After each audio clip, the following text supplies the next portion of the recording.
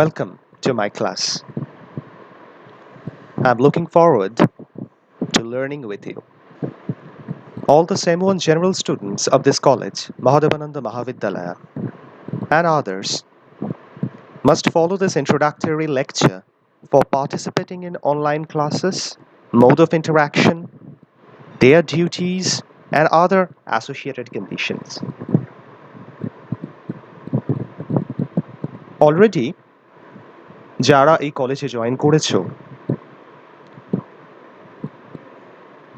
Biology বা bioscience general হিসেবে তাদের একটা বিষয় বটানি। বটানির ক্লাস আগেই শুরু হয়ে গেছে। আমার 24শে সেপ্টেম্বর যে ইন্ট্রোডাক্টরি ক্লাসটা গুগল মিটে হয়েছিল, সেখানে অনেকেই জয়েন করেছিলে, কিছুজন জয়েন করতে পারোনি বা পরে যারা জয়েন করেছো এই ডিপার্টমেন্টে নতুন, তাদের জন্য বিশেষ করে এই ভিডিওটা সবাই দেখতে পারবে। এখানে আমরা কিভাবে ক্লাস করব, কি কি বিষয় মেনে চলব এবং কিভাবে একে অপরের সঙ্গে ইন্টারঅ্যাক্ট করব, এই বিষয়ে আমরা আলোচনা করব। তার সঙ্গে SEM1 West Bengal state university সিলেবাসের ডিটেল ব্রেকআপটা আজকে আমি তার একটু ধারণা দেব। আশা করি সকলের ভালো লাগবে।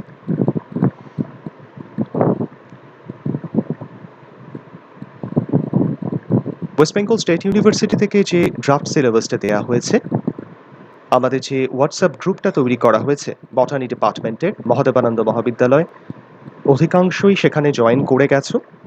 যারা নতুন অ্যাডমিশন নিচ্ছ তাদেরকেও সেটা পাঠিয়ে দেওয়া হচ্ছে এবং তারা সেই লিঙ্কের মাধ্যমে সেখানে জয়েন করতে পারবে। যারা যারা অলরেডি জয়েন করে আছো তাদেরকে সিলেবাস দিয়ে দেওয়া হয়েছে, কি কি বই তারা ফলো করবে সেটাও জানিয়ে দেওয়া হয়েছে এবং এর মধ্যে তাদেরকে টেক্সট বইটা কিনে ফেলতে হবে সে বিষয়ে একটা ধারণা দেওয়া হয়েছে। যারা নতুন জয়েন করলে পরবর্তী সময় আমার ক্লাসটা যারা ফেস করতে পারোনি, তারা এখান থেকে সেই তথ্যগুলো পেয়ে যাবে এবং পরবর্তী সময়েও প্রয়োজন হলে আবার দেখে নিতেও পারবে। সবার প্রথমে যে কথাটা বলা দরকার সেটা হচ্ছে, কলেজে অ্যাডমিশন নেওয়ার পর তোমাদের প্রত্যেকের কাছে ইউনিভার্সিটি থেকে ইউনিভার্সিটি রেজিস্ট্রেশনের জন্য একটা লিঙ্ক যাবে, যেটাতে ইউনিভার্সিটিতে রেজিস্টার্ড হতে হবে নিজেকে। পুরো পদ্ধতিটাই অনলাইনে করতে পারবে এবং এই অনলাইন প্রক্রিয়ার জন্যে তারা সেই লিঙ্কটা ফলো করলে পরপর স্টেপ বাই স্টেপ তারা সেখানে রেজিস্টার্ড হতে পারবে এবং এটা অ্যাডমিশনের পরবর্তী একটা খুব দরকারি process. So all the concerned student, they must admit themselves following the university registration link and the steps mentioned in the detailed process. And this is a crucial mandatory process for further enrollment in the examination and evaluation system. এই কাজটা হয়ে যাবার পর department থেকে আরো দুটো জিনিস তাদেরকে প্রোভাইড করা হয়েছে। একটা হচ্ছে জেনারেল স্টুডেন্টসের জন্য তাদের দিয়ে দেওয়া হয়েছে কি কি বই তারা ফলো করবে, আপাতত টেক্সট বই হিসেবে। পরে লাইব্রেরিকেও অ্যাক্সেস করতে পারবে তারা এবং সেই বইগুলো বিষয়ে আমি আলোচনা করব। তার আগে সিলেবাস সম্পর্কে আর একটা দু একটা ছোটোখাটো কথা বলে দিই। যে সিলেবাসটা আমি পাঠিয়েছি তার পেজ নাম্বার 60, দেখো এই পিডিএফটাতে আমি পেজ নাম্বার 60 খুলে রেখেছি। এখান থেকে শুরু হচ্ছে জেনারেলদের জন্য সিলেবাস ব্রেকআপ। তাহলে তার আগে কি আছে? প্রথমে আছে সিবিসিএস সিস্টেমে যারা অনার্সে বটানি পড়ছে, আন্ডার গ্র্যাজুয়েট সিস্টেম। তাহলে এখান থেকে জেনারেলদের জন্য সিলেবাস শুরু হচ্ছে। প্রথমে বিভিন্ন সেমিস্টার অনুযায়ী 3টে বছরের কোর্স, তাই টোটাল 6টা সেমিস্টার থাকবে এবং এই 6টা সেমিস্টার প্রতি বছরে 2টো করে, অর্থাৎ 6 মাস করে সেই সেমিস্টার হবে। বর্তমানে এই কোভিড-19 সিচুয়েশনে সময়ের কিছুটা পরিবর্তন হতে পারে, সেটা পরবর্তী সময় ইউনিভার্সিটি এবং কলেজ থেকে জানিয়ে দেওয়া হবে। তা আমরা প্রথমেই যেটা চলে যাব সেটা হচ্ছে বিএসসি উইথ বটানি, অর্থাৎ জেনারেল হিসাবে বটানি যাদের আছে বা অন্যান্য অনার্স সাবজেক্টে, বায়োসায়েন্সে অনার্স যারা করছো, অন্যান্য সাবজেক্টে যাদের বটানি একটা অপশান আছে, তারা সেম 1 বা সেমিস্টার 1-এ কি কি পড়বে।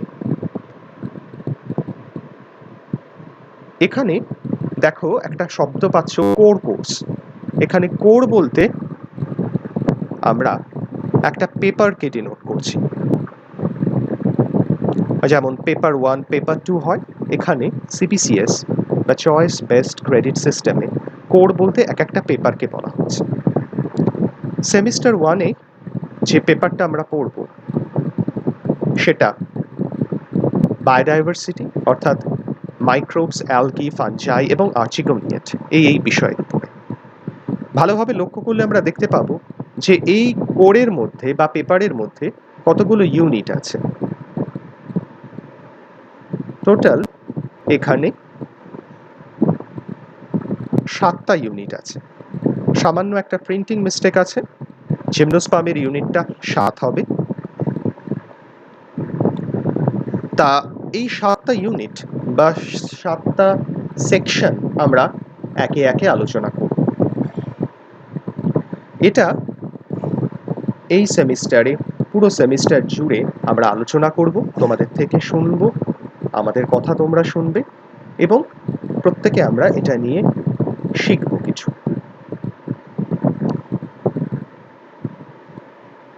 So in this whole syllabus provided by the West Bengal State University, and especially for SEM 1 general students, we have to follow this core 1 paper under the botany syllabus, and it consists of some units. So firstly, we have to follow the detail outlines, then we discuss other attributes also. Firstly, we explain microbes, then algae, then fungi, then introduction to archegoniate, then bryophytes, then pteridophytes, and gymnosperm. And after the completion of the theory syllabus, there is obviously hands-on training or practical syllabus also concerned or related with this portions. তাহলে প্রথমেই আমরা চলে যাই, যেটা দিয়ে আমরা শুরু করব সেটা হচ্ছে microbes.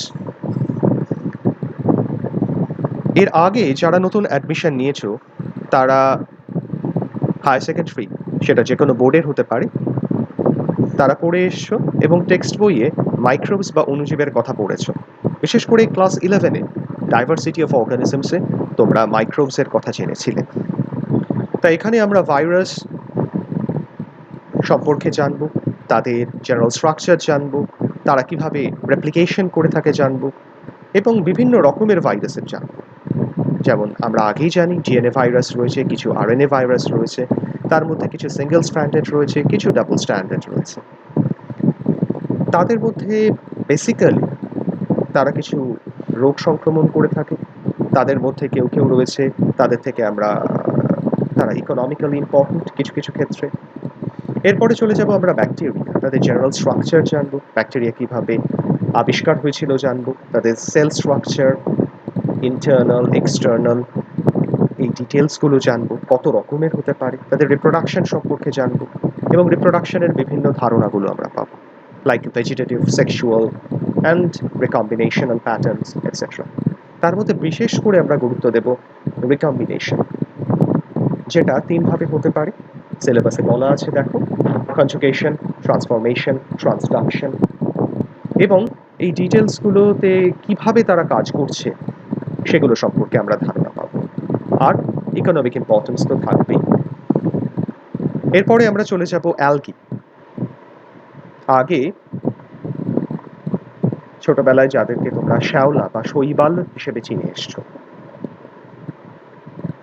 And in this section, we will discuss their general characteristics, ecology, distribution, range of thallus organization, their specific reproductional pattern.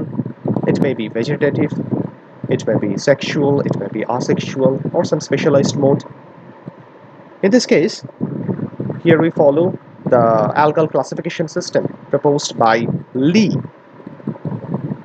Then we discuss the morphology of their thallus structure, or it may be a unicellular, or it may be a filamentous one. Their life cycle details, especially from the syllabus, and for nostoc, a member of PGA or blue-green algae, that is a prokaryotic representative. And then Chlamydomonas, Udogonium, Vaucaria, Fucus, Polycyphonia. All are showing the eukaryotic group, and then their economic importance.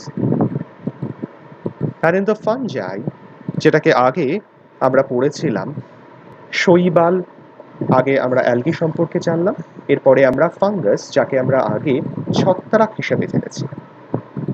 এবং যেহেতু জেনারেলের ক্লাসগুলো bilingual মোডে আমি explain করতে থাকবো, সেই কারণে বাংলা এবং ইংরেজিতে বলার চেষ্টা করব।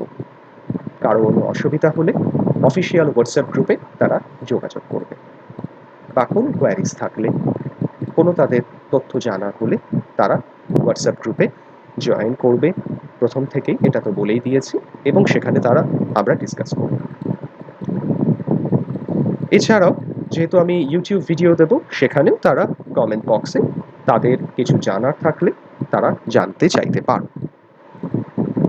And in Unit 3, we will elaborate fungi অথবা ছত্রাক, and in the introductory portion, their general attributes, features, their ecology and significance, why they are important.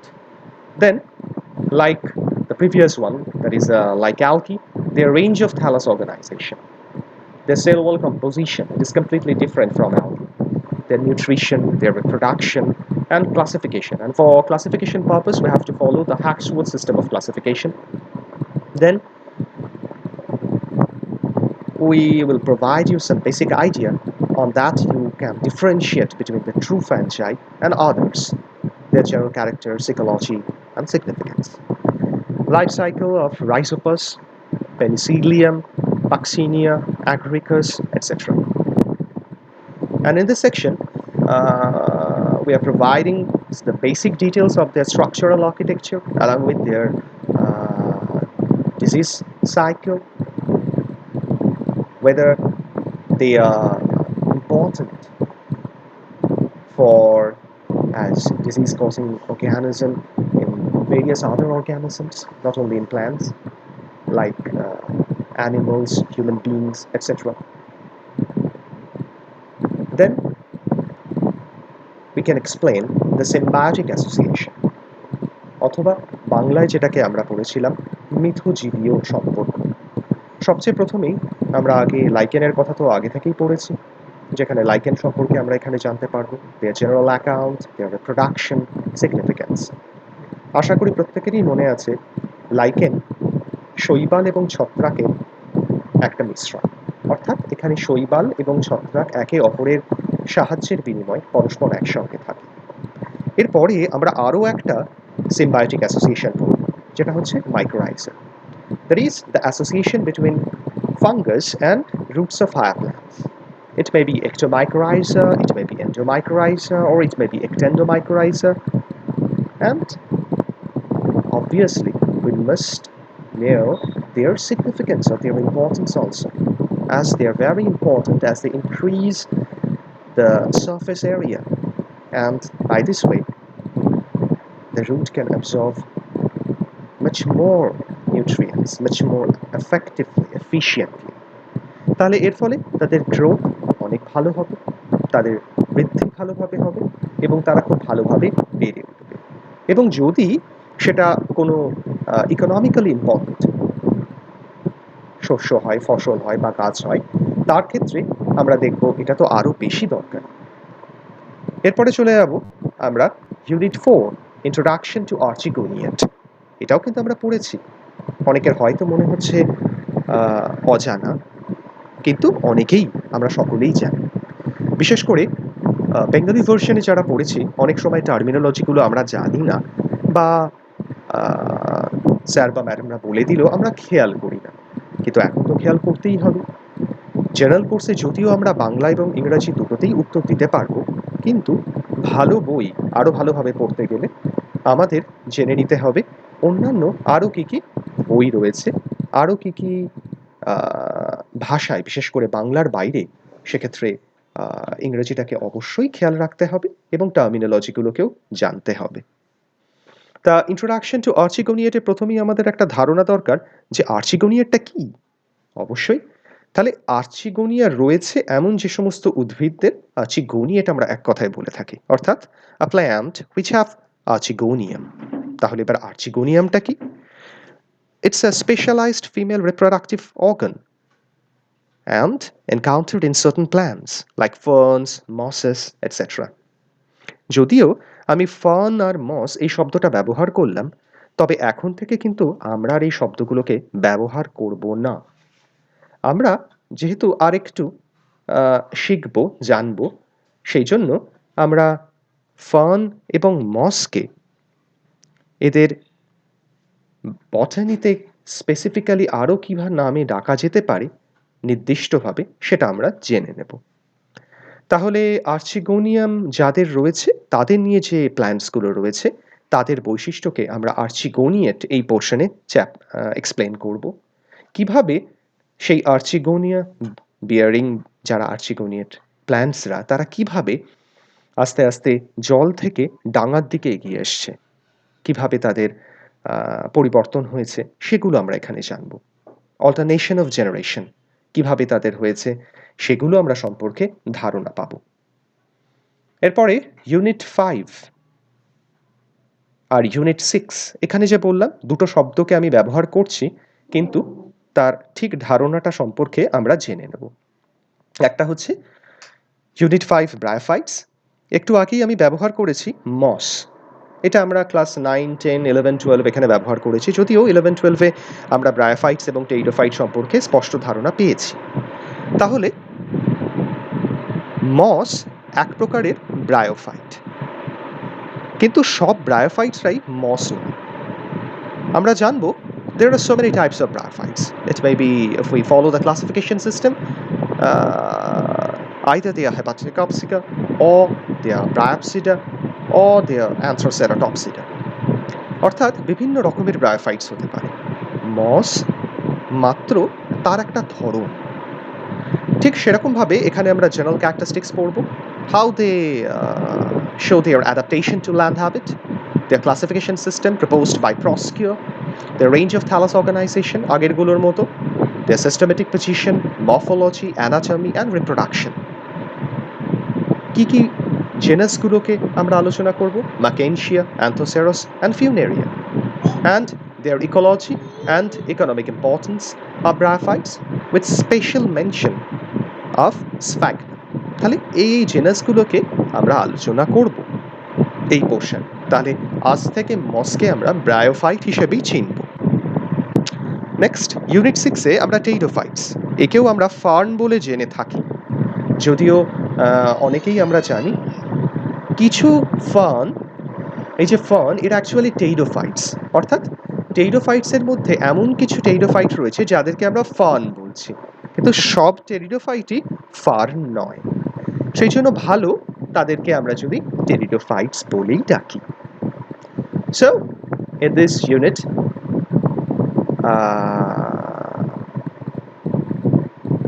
we have to provide some basic information, some basic idea on general characteristics of the pteridophytes, their classification system proposed by Spawn, the detailed elaboration of the early land plants, that is Cooksonia and Rhynia, systematic position, the morphology, anatomy, reproduction of Selachinella, Equisetum, teres, etc., etc. and heterospory and seed habit. তাহলে এখানে একটা নতুন শব্দ পেলাম, আগেও ধারণা পেয়েছি হেটেরোস্পোরি। Obviously সেখানে তোমাদের ধারণা রাখতে হবে তাহলে হোমোস্পোরি বলেও একটা জিনিস হয়। তাহলে একই রকমের স্পোর যখন থাকছে সেই কন্ডিশনটাকে আমরা হোমোস্পোরাস বলছি, আর যখন হেটেরো বা বিষম তখন তাকে আমরা বলছি হেটেরোস্পোরাস কন্ডিশন। হোমোস্পোরাস কন্ডিশনের সবচেয়ে ভালো উদাহরণ লাইকোপোডিয়াম, আর হেটেরোস্পোরাস কন্ডিশনের ভালো উদাহরণের মধ্যে আমরা প্রাথমিকভাবে মনে রাখতে পারি সেলাচিনেলা। দেন তাদের থেকে কিভাবে সিড হ্যাবিট তৈরি হচ্ছে, স্টেলার ইভলিউশন বা স্টিলির কিভাবে ইভলিউশন হচ্ছে। Then ecological and economical importance of pteridophytes, টেরিডোফাইটসের কী কী ইকোলজিক্যাল এবং ইকোনমিক্যাল ইম্পর্টেন্স রয়েছে এগুলো আমাদের জানতে হবে। এরপরে একটা সিলেবাসের প্রিন্টিং মিস্টেক আছে, ইউনিট 4 হবে না, এখানটায় ইউনিট 7 হবে, যেখানে আমরা জিমনোস্পার্মকে জানব। জিমনোস্পার্ম যাদের নাম কিন্তু আমরা আগেই শুনে এসেছি, জিমনোস্পার্ম বললেই আর একটা কথা তোমাদের জেনে নিতে হবে, অ্যাঞ্জিওস্পার্ম। এক্ষেত্রে জিমনোস্পার্ম বলতে আমরা কাদের বোঝাই, these are all naked seeded plants, অর্থাৎ যাদের বীজগুলো ফলের মধ্যে ঢাকা থাকছে, যেমন সাইকাস, পাইনাস এটসেট্রা। এদের আমরা জেনারেল ক্যারেক্টারিস্টিক্স জানবো, এদের ক্লাসিফিকেশন পড়বো, সিস্টেমেটিক পজিশন পড়বো, এদের মরফোলজি, অ্যানাটমি, রিপ্রোডাকশন পড়বো, এবং দেখো সাইকাস এবং পাইনাসের বিষয় এখানে বিশদে আমাদেরকে জানতে হবে। So in this portion we have to realize the basic difference between gymnosperms and angiosperms, their classification system, their detailed morphological patterns, their anatomy and reproduction, and their developmental sequences, and last but not least their ecological and economical importance. তাহলে আমরা এই পুরো সিলেবাসটা আলোচনা করলাম, বিশেষ করে same 1 এর যে বটানি পেপারটা আমরা পড়বো সেটা। এরপরে আমাদের বেশ কিছু প্র্যাকটিক্যালও আমরা করব হাতে কলমে, যেগুলো পরবর্তী সময় আমরা আলোচনা করব। এরপরে চলে যাচ্ছি বইয়ের বিষয়। অনেক বই তোমরা ফলো করতে পারো টেক্সট বই হিসেবে, তাহলেও প্রাথমিকভাবে আমি 2-1টা বইয়ের কথা বলছি, সেটা দেখতে পারো। তার মধ্যে বেশ কিছু স্টুডেন্ট জানিয়েছিলে যারা ইংলিশ ভার্সনে পড়ছো, তাদের জন্য বিশেষ করে স্টাডিজ ইন বটানি এই বইটা তারা ফলো করতে পারো। যদিও এটা অনার্সের জন্য লাগে, তাহলেও তোমরা জেনারেল কারিকুলামে এই বইটা ফলো করতে পারো, এবং ক্লাসে বলে দেওয়া হবে সেই বিষয়গুলো এখান থেকে পড়তে পারবে। তা এই বইটা স্টাডিজ ইন বটানি মৌলিক লাইব্রেরি, এটা কিনতে পারো তোমরা। এছাড়া বেঙ্গলি ভার্সনে যারা পড়বে তারা সাঁতরা পাবলিকেশনের একটা বই রয়েছে, এটাকে দেখতে, এবং আরও অনেক সিবিসিএস এর বই বেরিয়েছে যেটা বেঙ্গলি ভার্সনে, সেটাও তোমরা ফলো করতে পারো। আমি এখানে জাস্ট বললাম এই বইটা অনেক স্টুডেন্ট ফলো করেছে এবং করতেও পারে, এর বাইরেও অন্য যে কোনো বই ফলো করতে পারে। কেনার সময় এর একটা নতুন এডিশন বেরিয়েছে, সেক্ষেত্রে হয়তো ফ্রন্ট পেজটা একটু পরিবর্তন হতে পারে, এটা নিয়ে চিন্তার কিছু নেই, এই বইটা কিনতেই পারো।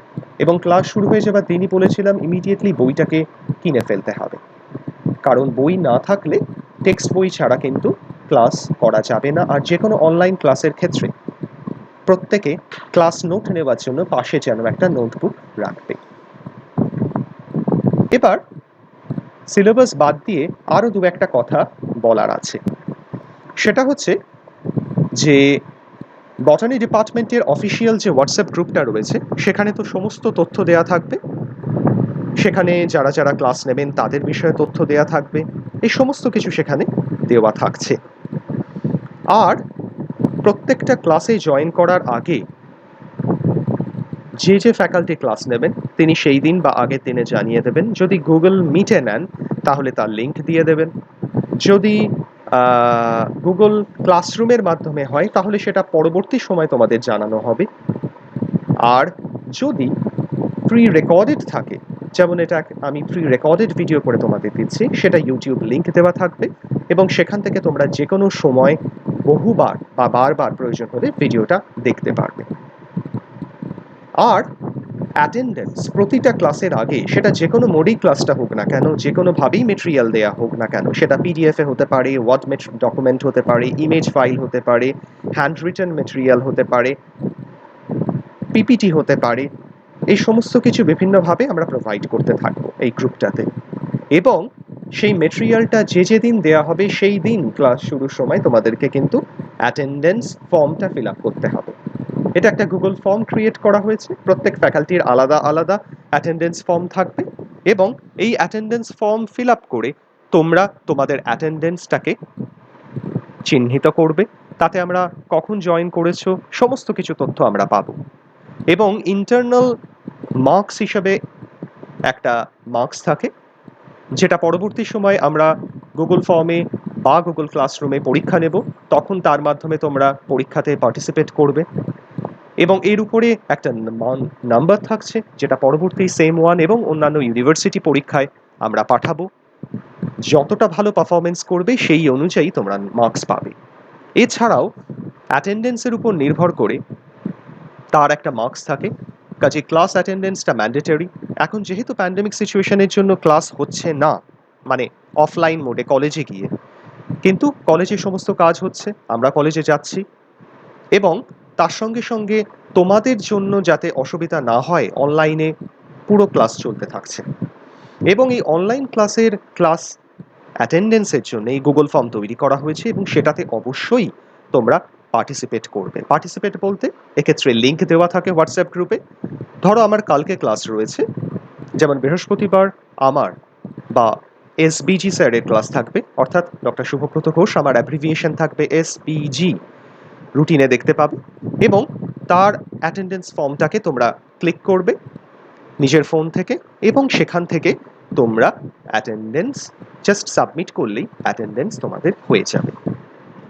এবার অনেক স্টুডেন্ট প্রশ্ন করেছো, এবং আমরাও এই বিষয়টা সম্পর্কে ওয়াকিবহাল, যে অনেকের কাছে স্মার্টফোন নেই। এমনও অনেক স্টুডেন্ট আছে আমরা পেয়েছি যাদের কাছে নিজের ফোনও নেই। এটা যদিও খুবই বিরল, কিন্তু তাহলেও এই সিচুয়েশন আছে।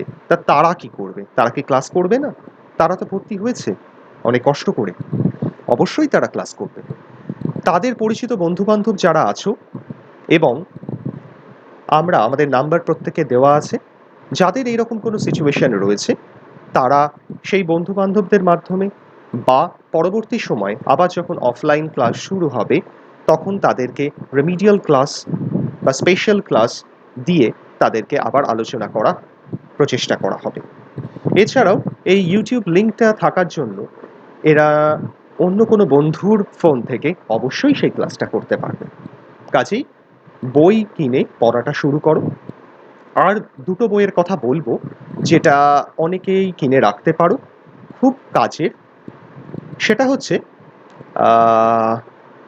অক্সফোর্ডের একটা বটানি ডিকশনারি আছে, সেটা কিনতে পারো, অবশ্যই এটা ইংলিশ ভার্সনে। আর বায়োলজিক্যাল সায়েন্সেস বলে একটা বই আছে, টেলর গ্রিন স্নুট, কেমব্রিজ লো প্রাইসড এডিশন, এই বইটার রেফারেন্স হিসেবে তোমরা ফলো করতে পারো। তাহলে আজকের মতো এখানেই আমরা আলোচনা শেষ করছি। পরবর্তী সময়ে আবার যখন ক্লাস হবে আমরা এখানে আলোচনা করব, এবং কোনো সমস্যা হলে অফিসিয়াল হোয়াটসঅ্যাপ গ্রুপ, যেটা বটানি ডিপার্টমেন্ট মহাদেবানন্দ মহাবিদ্যালয় করা হয়েছে জেনারেল সেম ওয়ান স্টুডেন্টদের জন্য, তারা সেখানে কোনো রকম সমস্যা হলে সেখানে তারা জানতে চাইবে বা তোমাদের মতামত জানাতে পারবে। আর একটা কথা আগেও বলেছি, আবার বলি, নিজের মেল আইডি অফিসিয়ালি যেটা দিয়েছো সেটা যেন অ্যাক্টিভ থাকে। যে ফোন নাম্বারটা যাদের দিয়েছো হোয়াটসঅ্যাপ আছে, যারা গ্রুপে জয়েন করছো, সেটা যেন অ্যাক্টিভ থাকে, বারবার নাম্বার চেঞ্জ করবে না। হোয়াটসঅ্যাপে প্রোফাইল নেমটা নিজের নাম এবং টাইটেল সেটা রাখাই ভালো, কারণ তাতে আমাদের পক্ষে বুঝতে সুবিধা হবে, তোমাদেরও ক্লাস করতে সুবিধা হবে। এইগুলো হলে সবার পক্ষে সুবিধা হবে, কোনো রকম সমস্যা থাকবে না। শুধু যেগুলো বলা হলো সেগুলো মন দিয়ে করো, বইটা কিনে পড়া শুরু করো। নেক্সট ক্লাসে আবার তোমাদের সঙ্গে দেখা হচ্ছে। Best of luck.